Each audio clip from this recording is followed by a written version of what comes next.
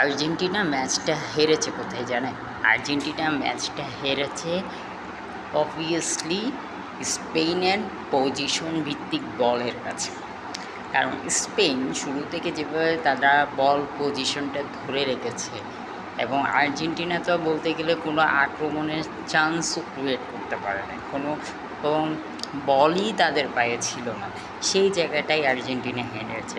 স্পেনের মিডফিল্ড, স্পেনের ডিফেন্স যেভাবে আর্জেন্টিনাকে কন্ট্রোল করেছে, এবং আপনি যদি দেখেন শুরুতে 1-1 সিচুয়েশনে লিওনেল মেসি চলে এসেছিলেন, ঠিক যেভাবে সেমিফাইনালে কিলিয়ান এমবাপ্পে এসেছিলেন, সেই জায়গায় উনিয়ন সিমন দারুণ খেলেছে। এবং অবভিয়াসলি আর্জেন্টিনা বক্সের ওপর অনেক আক্রমণ করেছে, অনেক ক্রস ফেলেছে, অনেক অ্যাটাক করেছে, অনেক গোলের সুযোগ ক্রিয়েট করেছে কিন্তু স্পেন।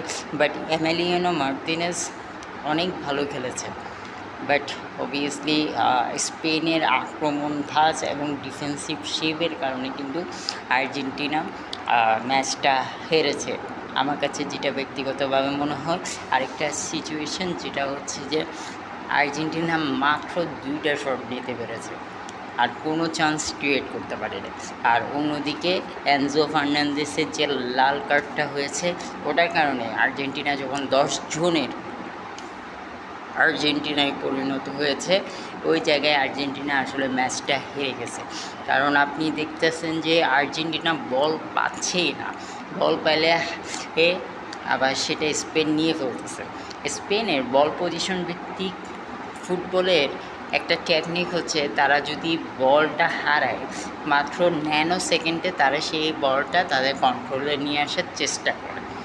সেই জায়গাটা থেকে স্পেন ওই জায়গায় অনেকটা সাকসেসফুল, যেখানে আর্জেন্টিনাকে কোনোই আক্রমণ করার চান্সটা দেয় না। আপনি যদি বলেন ইংল্যান্ডের সাথে যেমন আর্জেন্টিনা লাস্ট কয়েকটা মিনিট খেলেছিল, যেখানে 2টা গোল আদায় করছে, স্পেন ঠিক সেম স্টাইলে খেলছে আর্জেন্টিনার এগেনস্টে। শুরুতে আর্জেন্টিনার ডিবক্সের ভেতরে চাপ ক্রিয়েট করার চেষ্টা করেছে। লামিন ইয়ামাল অনেকগুলো চান্স ক্রিয়েট করেছেন, ওরাজাবাল তিনি অনেকগুলো চান্স ক্রিয়েট করেছেন। শেষ পর্যন্ত নিকো উইলিয়ামসনের হেডে ক্লিয়ার ফেরান টরেস টাইম মতন গিয়ে গোলটা করে স্পেনের 1-0 গোলে লিড এনে দেন।